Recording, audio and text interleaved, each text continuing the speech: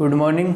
हम डायनेमिक्स के क्वेश्चन कर रहे थे और एक्सरसाइज के क्वेश्चन चल रहे थे। क्वेश्चन नंबर 7 तक कर लिया था शायद, और आज क्वेश्चन नंबर 7 के आगे क्वेश्चन नंबर 8 है।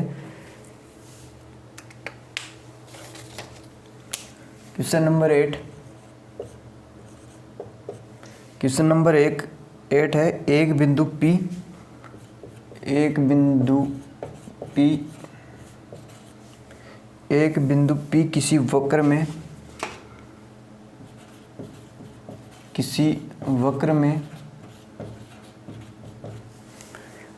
बिंदु P किसी वक्र में अचर वेग से चलता है। अचर वेग से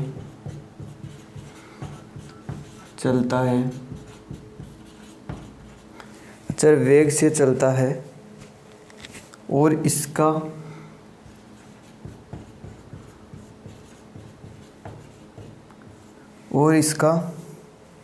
किसी दिए हुए स्थिर बिंदु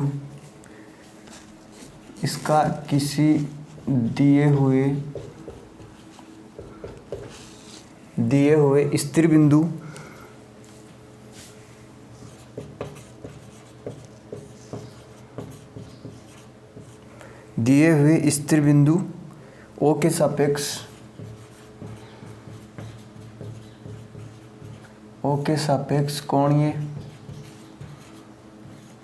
कोणीय वेग, इसकी O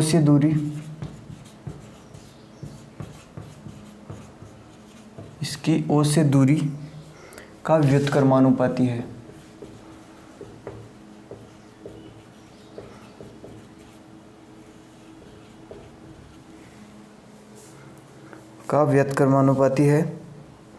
सिद्ध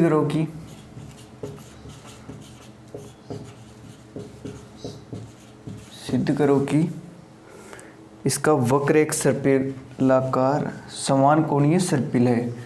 सिद्ध करो कि इसका वक्र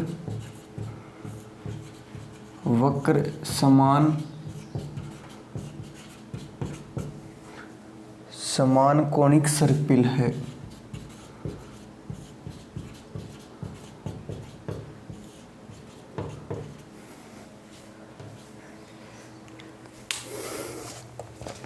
यह दे रखा है कि एक बिंदु P किसी वक्र में अचर वेग से चलता है।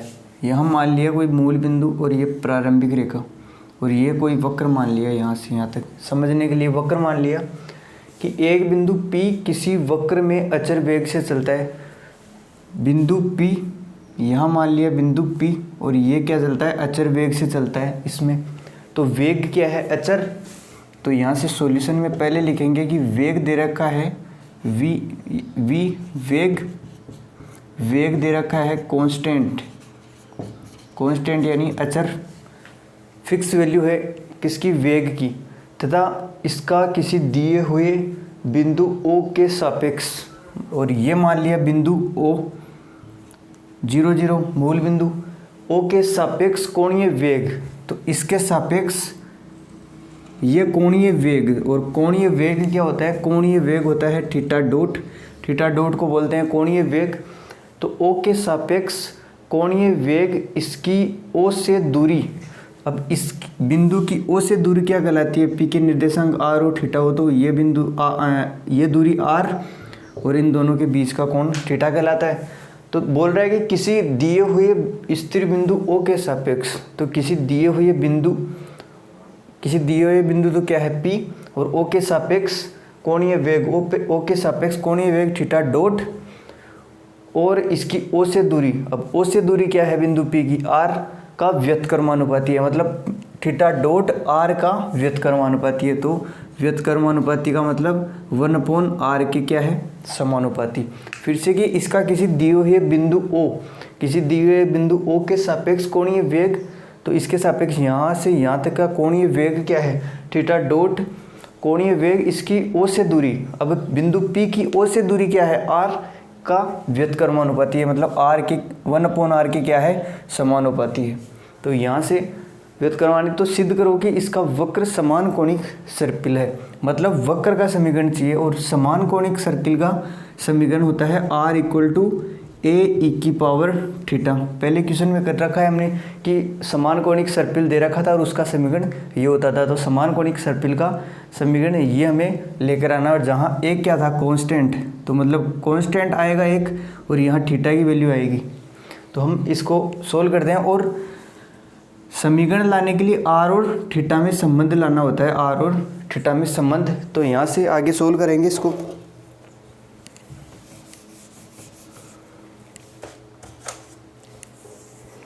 अभी यहाँ से मैं देखूँ इसको, मैं इस साइड लिखता हूँ थीटा डॉट को। थीटा डॉट क्या था, थीटा डॉट समानुपाती था 1/r। ये दो चीज़ दे रखी है और बोल रहा है समान कोणिक सर्पिल है, इसका वक्र का समीकरण निकालो। तो यहाँ से वेग क्या है, कांस्टेंट। अब वेग कितने प्रकार के, वेग दो प्रकार के, एक तो अरीय वेग और एक इसके लंबवत अनुप्रस्थ वेग। तो वो क्या है, ये तो है अरीय वेग और ये है अनुप्रस्थ वेग, अनुप्रस्थ वेग। तो ओपी के दिशा में तो जो वेग है वो अरीय वेग और ओपी के लंबवत वो अनुप्रस्थ वेग। तो यहाँ केवल क्या बोल रखा है, वेग। इसका मतलब ये क्या है, अरीय वेग तथा अनुप्रस्थ वेग का परिणामी। तो ये वेग है, ये वेग की केवल वेग दे रखा है, केवल वेग दे रखा है। इसका मतलब है कि अरीय वेग तथा अनुप्रस्थ वेग दोनों का क्या है, परिणामी। कभी भी वेग दे रखा हो तो इसका मतलब यही होगा कि इन दोनों का क्या होगा, परिणामी।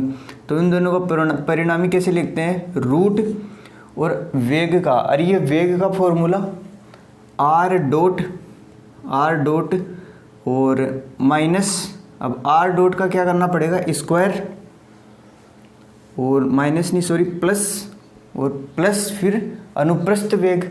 अनुप्रस्थ वेग क्या है, अनुप्रस्थ वेग है आर डबल डॉट और माइनस आर थीटा डॉट का स्क्वायर। ये क्या है, सॉरी अरीय त्वरण है, तो अनुप्रस्थ वेग, तो अनुप्रस्थ वेग होगा आर थीटा डॉट का स्क्वायर। तो ये क्या है, अनुप्रस्थ वेग, तो आर डॉट स्क्वायर। ये क्या था, ये है अरीय वेग, तो अरीय वेग क्या है, आर डॉट, फिर आर डॉट का स्क्वायर और प्लस अनुप्रस्थ वेग का स्क्वायर, तो अनुप्रस्थ वेग का स्क्वायर और रूट लेते क्या आएगा, परिणामी वेग और इक्वल टू कांस्टेंट। अब यहाँ से प्रूफ क्या करना है हमें, समान कोणिक सर्पिल। तो समान कोणिक सर्पिल हमें प्रूफ करना है। तो इसके लिए अब यहाँ से ये क्या है, कांस्टेंट, कि ये क्या है कांस्टेंट। तो इस कांस्टेंट को मान लिया c, कि ये कांस्टेंट क्या है c। तो यहाँ आर डॉट का स्क्वायर, ये रूट दोनों साइड स्क्वायर करें, दोनों साइड अगर स्क्वायर करेंगे तो R dot square plus R theta dot का होल स्क्वायर, और ये रूट उस साइड जाएगा तो c का स्क्वायर। तो ये क्या हुआ, c स्क्वायर। अब यहाँ से ये क्या मिला, एक समीकरण, समीकरण नंबर 1। अब इसको सोल्व करेंगे, तो इसको सोल्व करने के लिए ये समानुपाती चिन्ह हटाएंगे। तो समानुपाती चिन्ह हटाएंगे तो कोई ना कोई कांस्टेंट आएगा। तो थीटा डॉट इक्वल टू, अगर इस समानुपाती चिन्ह को उठाए तो क्या आएगा, एक कांस्टेंट। तो कांस्टेंट मान लेते हैं कोई भी कांस्टेंट, पहले तो एक सी ले रखा है तो अब ले लेते हैं C1। तो C1 इक्वल टू आया C1/R। ये समानुपाती का चिन्ह हटाते ही एक कांस्टेंट ले लिया C1, तो और इसको नंबर दे दिया समीकरण नंबर 2। अब हमें क्या चाहिए, हमें चाहिए कि आर और थीटा में संबंध, आर और थीटा के संबंध से ही क्या आएगा, वक्र का समीकरण। तो आर और थीटा में संबंध लेने के लिए मैं इस थीटा डॉट का मान यहाँ रखता हूँ, तो आर डॉट या आर का मान यहाँ से मेरे को मिल जाएगा। तो मैं क्या करूँगा, समीकरण 1 में समीकरण 2 का मान रख दूंगा। तो समीकरण 1 में समीकरण 2 का मान रखने पर, समीकरण 1 में समीकरण 2 का मान रखने पर, तो समीकरण 1 में समीकरण अगर 2 का मान रखेंगे तो आर डॉट का स्क्वायर और प्लस आर, अंदर है आर और थीटा डॉट की जगह C1/R। ये थीटा डॉट का ही मान रखा है यहाँ C1/R, तो C1/R और बाहर क्या है, होल स्क्वायर और इक्वल टू C स्क्वायर। अभी यहाँ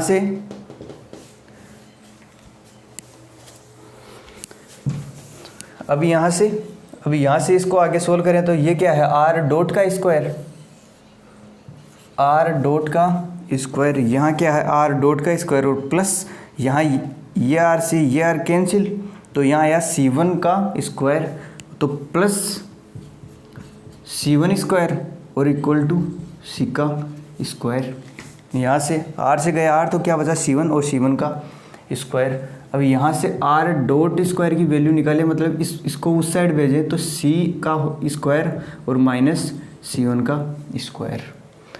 अब ये क्या है, ये भी कांस्टेंट और ये भी कांस्टेंट, तो इन दोनों का अगर हम इन दोनों क्या कर रहे हैं माइनस, तो ये भी क्या आएगा, माइनस करने पे भी एक कांस्टेंट, तो माइनस करने पे मान लिया कि माना C स्क्वायर और minus C1 square equal to मान लेते हैं C2 स्क्वायर मान लिया, तो C स्क्वायर माइनस C1 का स्क्वायर इक्वल टू C2 का स्क्वायर। मतलब इन दोनों के कांस्टेंट का अगर माइनस करेंगे तो भी क्या आएगा, एक कांस्टेंट, तो कांस्टेंट मान लिया। अब यहाँ से R डॉट स्क्वायर और R dot square equal to क्या आया, मान लिया हमने C2 का स्क्वायर।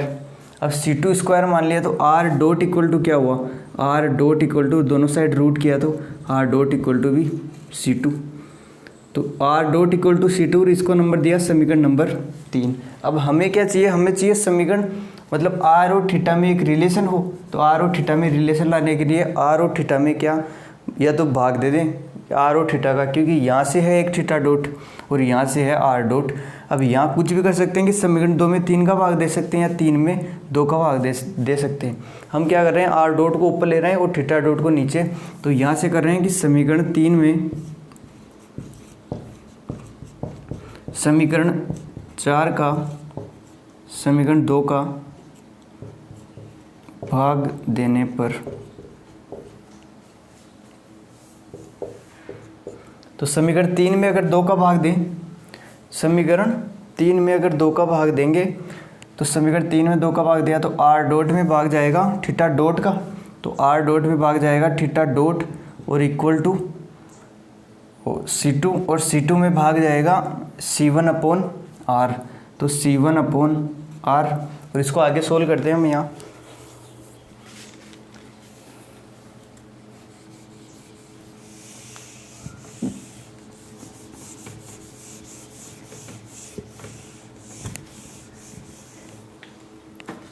R डॉट का मतलब क्या है यहाँ, अब यहाँ R डॉट का मतलब है कि डॉट का मतलब होता है आगे आएगा d अपॉन dt, तो यहाँ d अपॉन dt और ये क्या है R और अपॉन थीटा डॉट। अब थीटा डॉट का मतलब भी आगे आएगा d अपॉन dt और इक्वल टू C2 और ये C1 अपॉन R ऊपर जाएगा तो C2R और अपॉन C1, और यहाँ से dt से तो क्या गया dt और बचा क्या dr upon D theta equal to C2R और अपॉन अब C1। अब यहाँ से क्या करना है, d अपॉन डी, इस अवकलन को हटाना है, तो अवकलन के लिए हटाने के लिए क्या करेंगे समाकलन, और समाकलन करने के लिए वेरिएबल क्या करने पड़ेंगे, सेपरेट करने पड़ेंगे वेरिएबल। तो यहाँ dr अपॉन इस r को ले लिया इस साइड नीचे, यार आएगा इस साइड नीचे, और थीटा को ले लिया उस साइड, तो यहाँ C2 अपॉन C1, तो C2 अपॉन C1 और ये d थीटा गया उस साइड d थीटा। अब क्या किया, दोनों साइड समाकलन, तो ये समाकलन और ये समाकलन, क्योंकि ये क्या है कांस्टेंट, तो कांस्टेंट का समाकलन नहीं होगा।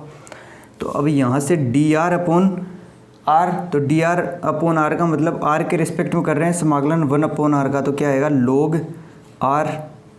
log r इक्वल टू अब C2 अपॉन C1 तो कांस्टेंट और d थीटा का थीटा, और लिमिट विद्यमान नहीं है कि लिमिट कहाँ से कहाँ तक करना है, तो इसलिए क्या आएगा एक कांस्टेंट, और कांस्टेंट अब की बार मान लिया, कांस्टेंट माना k, कांस्टेंट k मान लिया। कांस्टेंट k भी मान सकते हो, कुछ भी मान सकते हैं, हम अपनी सुविधा के लिए इसको मान रहे हैं log k। अब log k क्यों मान रहे, अभी समझ आ जाएगा कि log क्यों माना है। तो यहाँ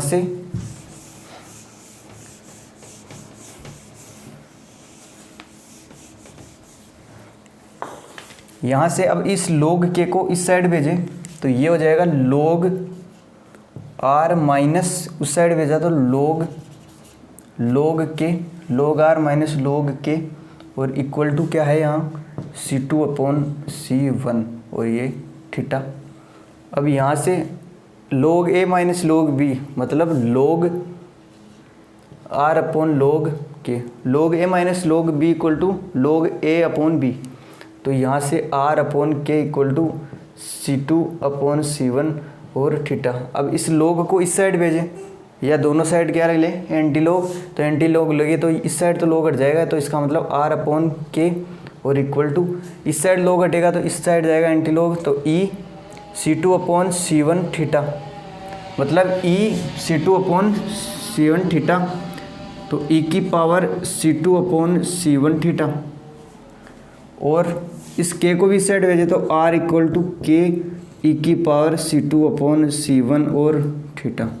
और हमें क्या चाहिए था, यही तो चाहिए था कि इसको समान कोणिक सर्पिल, और समान कोणिक सर्पिल का व्यापक रूप क्या होता है, r equal to a e की पावर थीटा। अभी यहाँ a की जगह क्या है, a की जगह k और r इक्वल टू a की जगह k और e की पावर थीटा, और एक क्या आ रहा है, कांस्टेंट आ रहा है। तो ये क्या है, एक समान कोणिक सर्पिल का समीकरण है। तो हमने सिद्ध कर दिया कि ये क्या है, समान कोणिक सर्पिल है।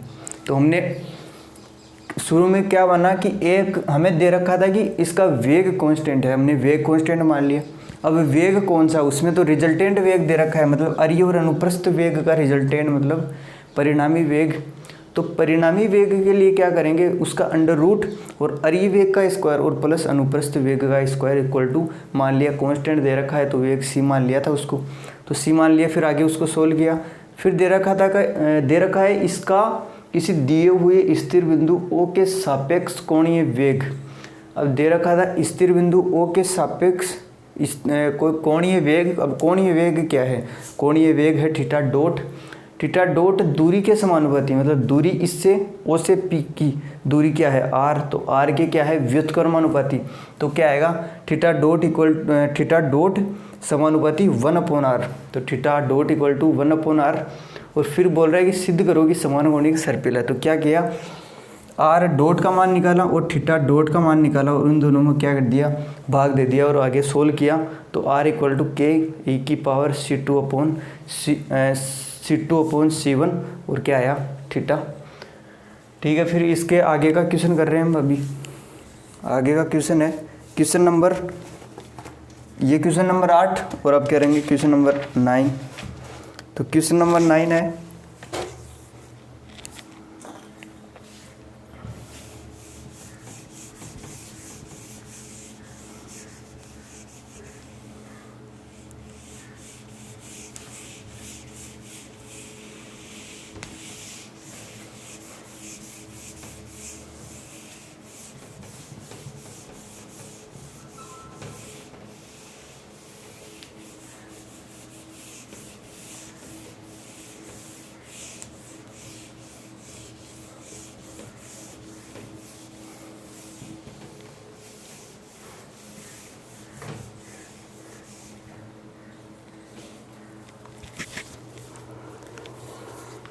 क्वेश्चन नंबर 9 है कि एक कण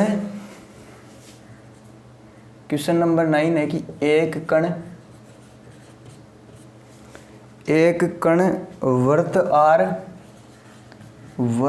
r equal to 2a cos theta, ये वर्त का समीकरण दे रखा है कि r equal to 2a cos theta के अनुदिश इस प्रकार गमन करता है, के अनुदिश इस प्रकार गमन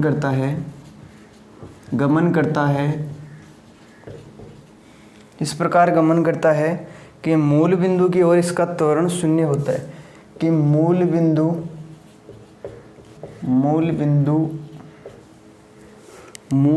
की ओर इसका त्वरण शून्य होता है, मूल बिंदु की ओर इसका त्वरण शून्य होता है। तो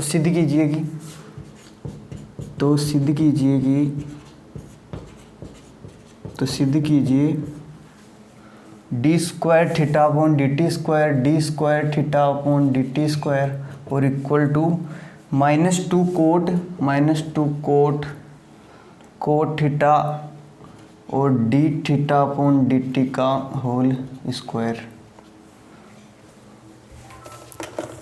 यहाँ में क्वेश्चन दे रखा है कि एक कण है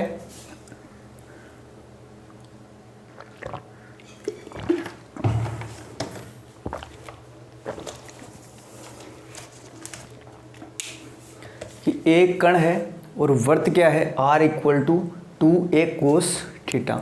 तो r equal to 2a cos theta, r equal to 2a cos theta, ये क्या है वर्त का समीकरण। और पिछली क्लासों में हमने पढ़ रखा है कि अगर ये समीकरण दे रखा हो वर्त का तो इसका केंद्र होता है a और 0, मतलब x अक्ष पे क्या होगा इसका केंद्र, और ये किससे गुजरेगा मूल बिंदु से।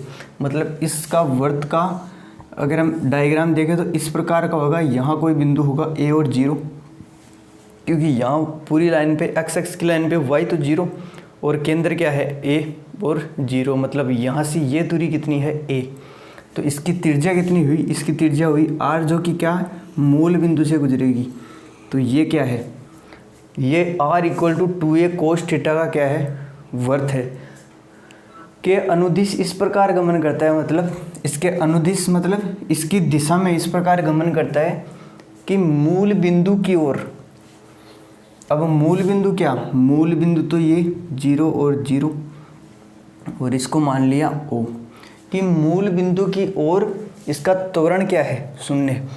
हमने मान लिया कि कोई स्थिति है, कण की स्थिति P, हम P कोई मान रहे हैं, P के निर्देशांक है R और थीटा। और यहाँ से ये दूरी कितनी हुई R और ये हुआ हम थीटा। हमने मान लिया कि t समय पे मान लिया कि कण की स्थिति क्या है, t समय पे कण की स्थिति है P, R और थीटा मान लिया, जिसके निर्देशांक R और थीटा माने। अब बोल रहे हैं कि मूल बिंदु की ओर इसका त्वरण शून्य होता है। तो अगर ये इस साइड आ रहा है मूल बिंदु की तरफ, बिंदु P से अगर सीधा मूल बिंदु की तरफ आए तो इसका त्वरण शून्य है। त्वरण शून्य होने का मतलब कि वेग में परिवर्तन नहीं होगा। वेग क्या होगा यहाँ से यहाँ तक कांस्टेंट, और त्वरण होता क्या है, त्वरण यही तो है कि वेग में परिवर्तन, और वेग में परिवर्तन अगर शून्य होगा त्वरण ही शून्य होगा, मतलब वेग में परिवर्तन शून्य, मतलब यहाँ से यहाँ तक क्या आता है कांस्टेंट वेग से आता है। तो यहाँ से हमने तो ये देखा कि इस साइड अगर जाएगा तो ये तो क्या है अरीय वेग, अरीय त्वरण की बात कर रहे हैं यहाँ, तो ये तो क्या होगा अरीय त्वरण। इस दिशा में जो वेग होगा उसके लिए जो त्वरण होगा वो क्या होगा अरीय त्वरण, और उसके 90 डिग्री पे क्या होगा अनुप्रस्थ त्वरण, अनुप्रस्थ त्वरण, अनुप्रस्थ त्वरण। तो बोल रहे हैं कि इसका त्वरण शून्य होता है अगर मूल बिंदु की तरफ आए।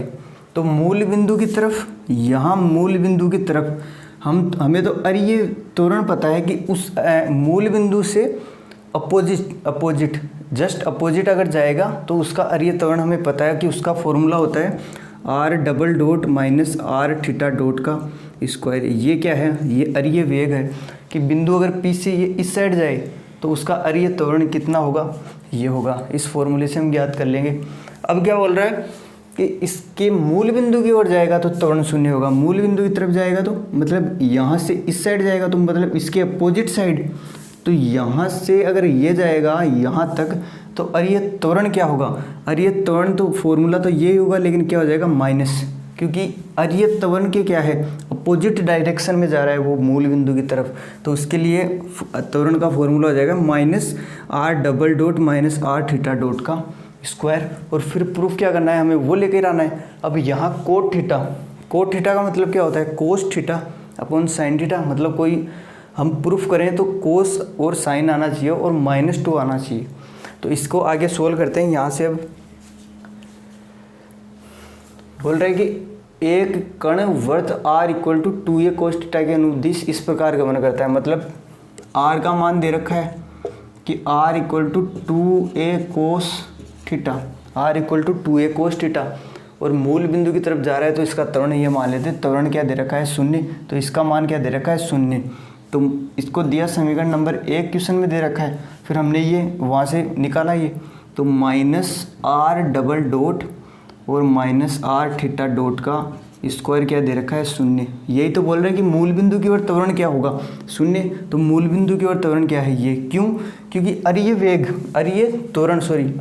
त्वरण की तरफ जाएगा तो उसका फॉर्मूला तो होगा माइनस के बिना r double dot minus r theta dot का स्क्वायर। लेकिन क्या है ये तो इसके जस्ट अपोजिट होने का मतलब माइनस आएगा उसी फॉर्मूले में, तो माइनस आएगा और त्वरण क्या दे रखा है 0, तो इक्वल टू क्या ले लिया 0। और समीकरण नंबर 2 मान लिया इसको। अब यहाँ से समीकरण 2 मान लिया। अब समीकरण 2 में अगर मान रखें, क्योंकि हमें क्या चाहिए D square theta upon D T square. अब यहाँ ध्यान देने वाली बात यह है कि D square theta upon D T square का मतलब क्या होगा, D square theta upon D T square का मतलब होगा थीटा, और D square upon D T square का मतलब उसके आगे वाले पे जाएगी डबल डॉट, और यहाँ डी अपॉन डी टी होता तो क्या आता सिंगल डॉट। अब यहाँ इसमें तो थीटा है ही नहीं, इसमें है थीटा, तो इसका मान इसमें रखेंगे। अब तो इसका मान अगर इसमें रखने के लिए हमें क्या चाहिए आर डबल डॉट। तो आर डबल डॉट निकालने के लिए हमें समीकरण 1 का प्रयोग करना पड़ेगा। तो समीकरण 1 का टी के सापेक्ष अवकलन करने पर टी के सापेक्ष अवकलन करेंगे आर का समीकरण 1 का पूरे का, तो क्या आएगा D R upon D T और इक्वल टू 2a तो क्या है कांस्टेंट। अब कोस थीटा का, तो कोस थीटा का क्या होता है माइनस साइन थीटा, तो माइनस आगे और साइन थीटा, और फिर थीटा का, तो थीटा का करेंगे तो थीटा डॉट, तो यहाँ आएगा थीटा डॉट, और D R upon D T को क्या लिख सकते हैं आर डॉट, तो यहाँ से निकल के आया R dot equal to -2a sine theta और ये डी थीटा। अब क्या चाहिए हमें, तो आर डबल डॉट का मतलब एक बार और करना पड़ेगा टी के सापेक्ष, तो इसका एक बार और करेंगे टी के सापेक्ष अवकलन, तो यहाँ से -2a। अब यहाँ क्या है, इसमें भी थीटा और इसमें भी थीटा है, तो यहाँ फॉर्मूला लग जाएगा u इंटू वी वाला। तो u इंटू वी क्या बोलता है कि पहले u का करो और u को कांस्टेंट रख दो, फिर v का कर दो और दूसरी बार उसका अपोजिट कर दो। मतलब यहाँ मान लेते हैं साइन थीटा को छोड़ दिया पहले और डॉट, फिर थीटा डॉट का किया, तो थीटा डॉट का मतलब एक बार और आ जाएगा डॉट, और प्लस इस बार थीटा डॉट को ऐसा ही रख लिया और साइन थीटा का किया, तो साइन थीटा का क्या होता है कोस थीटा, साइन थीटा का क्या कोस थीटा, और फिर थीटा का तो क्या आएगा थीटा डॉट। यहाँ से फिर R double dot equal to -2a और ये क्या है साइन थीटा, इन दोनों को खोल लिया तो -2a गुना होगा इससे भी और -2 गुना होगा इससे भी, तो -2a साइन थीटा और थीटा डबल डॉट और प्लस माइनस 2a। अब यहाँ थीटा डॉट और थीटा डॉट, कितने थीटा डॉट का स्क्वायर, तो थीटा डॉट का स्क्वायर और कोस थीटा, और इसको नंबर दे दिया समीकरण नंबर 3।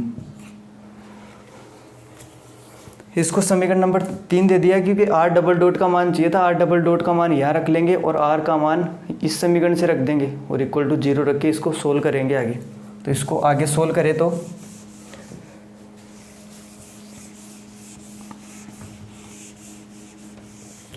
इसका मान रखेंगे यहाँ, तो यहाँ लिखेंगे समीकरण, इसमें मान रखना है तो समीकरण 2 में समीकरण 3 ये आर डबल डॉट का मान रखेंगे और आर का मान कहाँ से समीकरण 1 से, तो समीकरण 2 में समीकरण 3 व समीकरण 1 से मान रखने पर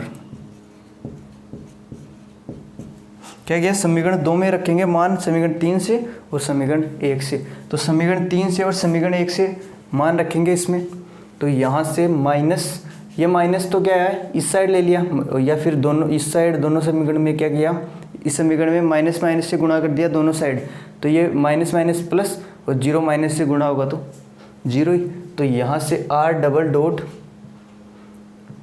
dot minus R theta dot का स्क्वायर इक्वल टू 0 आया, वो -3 हट गया, -3 को इस साइड ले लिया तो ये 0। अब आर आर डबल डॉट का मान क्या है -2a, यहाँ से आर डबल डॉट का मान है -2a sine theta theta double dot और -2a थीटा डॉट का स्क्वायर और कोस थीटा।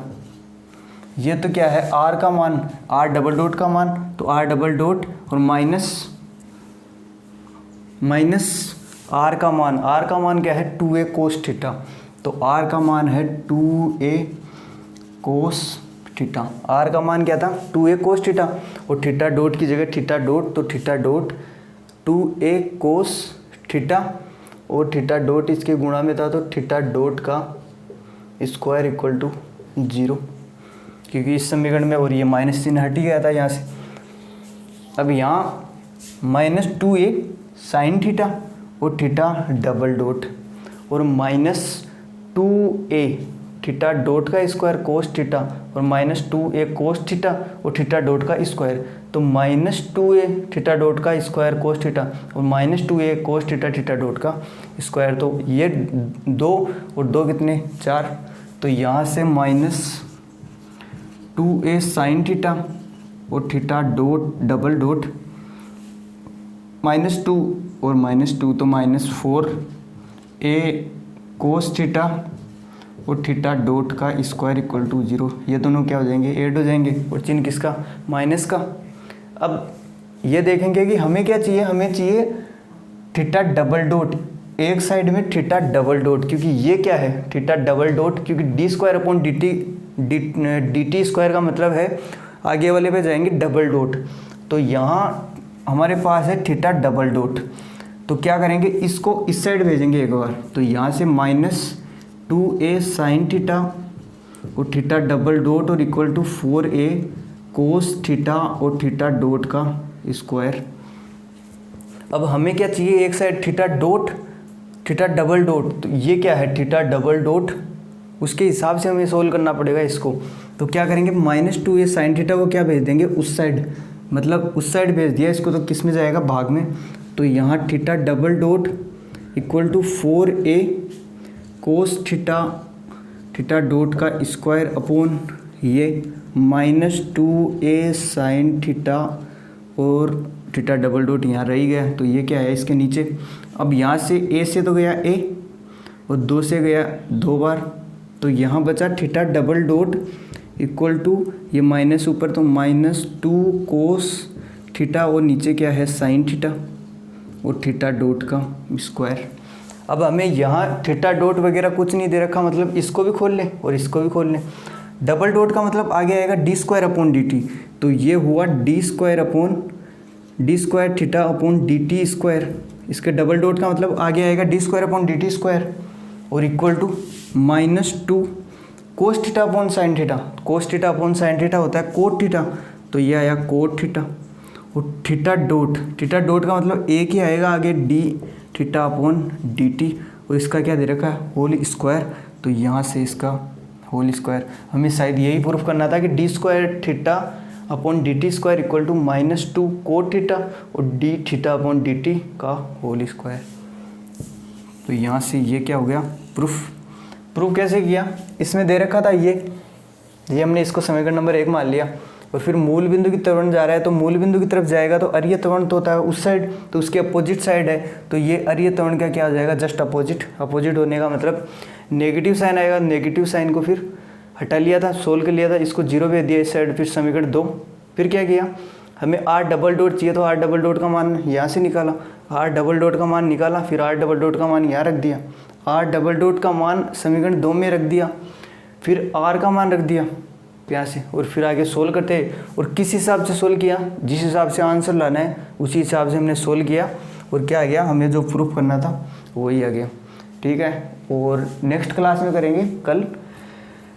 ठीक है, फिर tata bye bye see you.